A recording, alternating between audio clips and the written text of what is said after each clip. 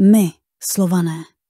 Chazarští sionisté si s námi hrají už více než 1000 let za významné spoluúčasti národů, Angličanů, Němců a Francouzů a nejméně 150 let také USA.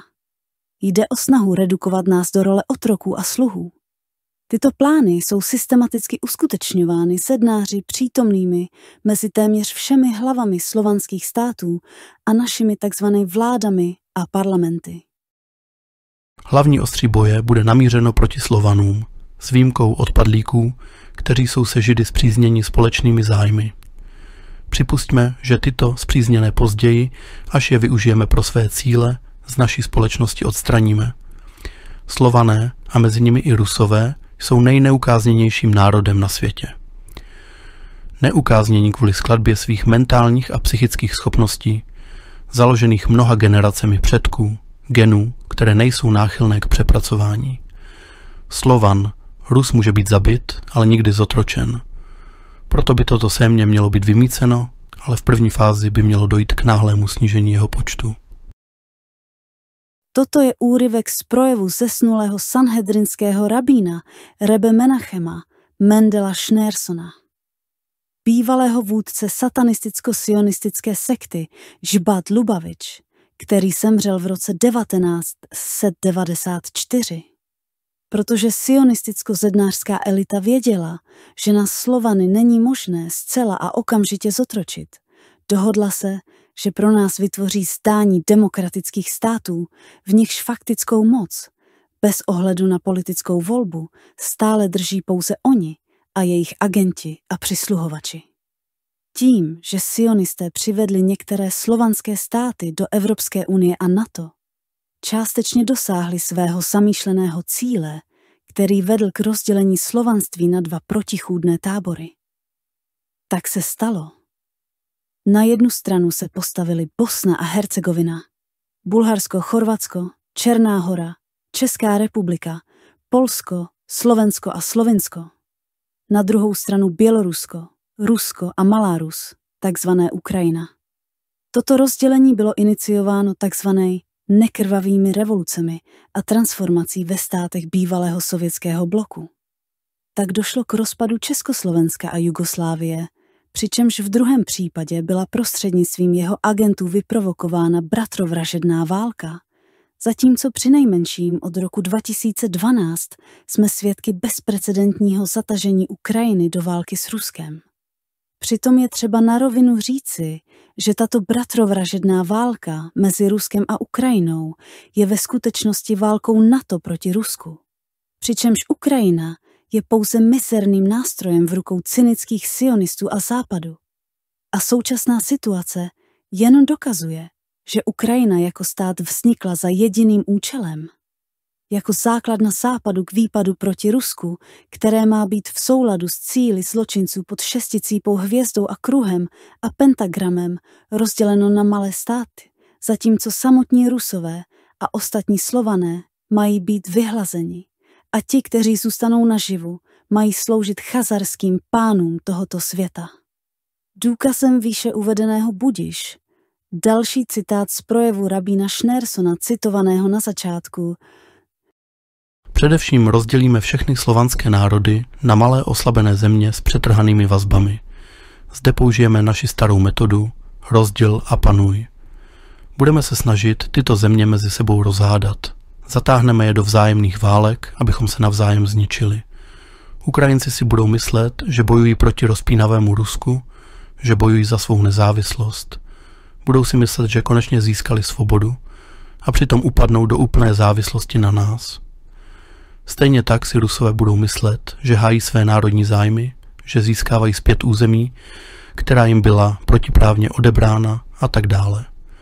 To vše budeme dělat pod rouškou různých suverenit, bojujících za své národní ideály. Během této doby nedovolíme ani jedné straně, aby se na základě národních hodnot a tradic sama rozhodovala. V této válce bláznů se slovanský dobytek oslabí a posílí nás, hlavní režiséry smuty, zdánlivě stojící stranou a nejenže se krvavých událostí neúčastnící, ale ani do nich nezasahující. Každý Slovan zná slova modlitby Otče náš.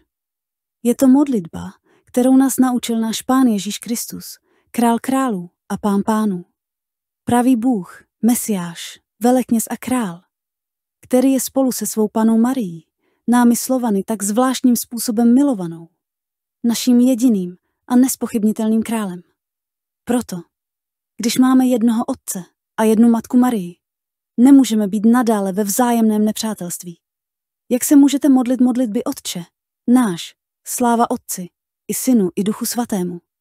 Zdrávas Maria a zároveň nenávidět svého bratra, Čecha, Poláka, Rusa, Rusína a tak dále, Nuasa. Jak můžeš začínat a končit svůj den znamením kříže, když každý den svým jazykem, skutky a srdcem křižuješ našeho Spasitele? Komu sloužíte, Slované? Kde je vaše čest a statečnost? Proč se necháváme zotročovat? Proč se necháváme rozdělit? Proč se necháváme zatahovat do válek, které nám nepatří? Proč dovolujeme, aby naše duše a mysli byly otráveny nenávistí a nepřátelstvím? Tento čas je časem, který rozhoduje o našem budoucím osudu. Je to čas apokalypsy. Kdo to nevidí, už ztratil nejen svůj život, ale možná i osud celých národů.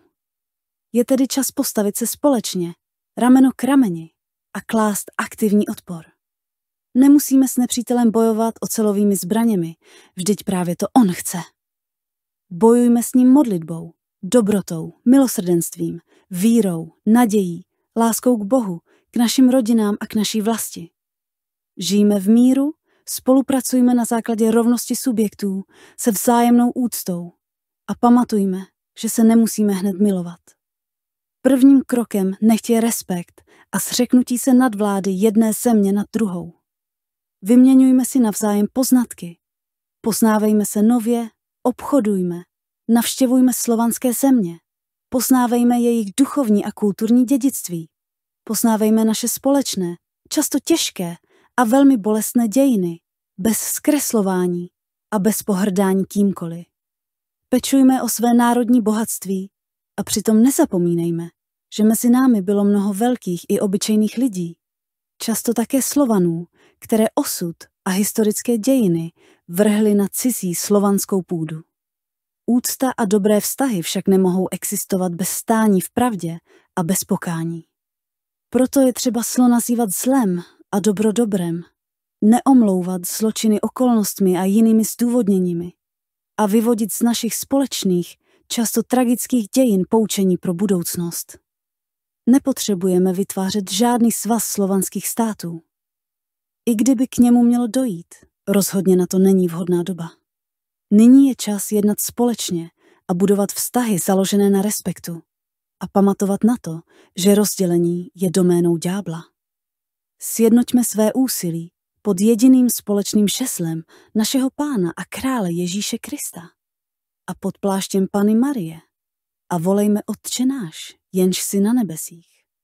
Posvěť se jméno tvé, přijď království tvé. A Ježíši Kriste, který jsi za nás trpěl, smiluj se nad námi.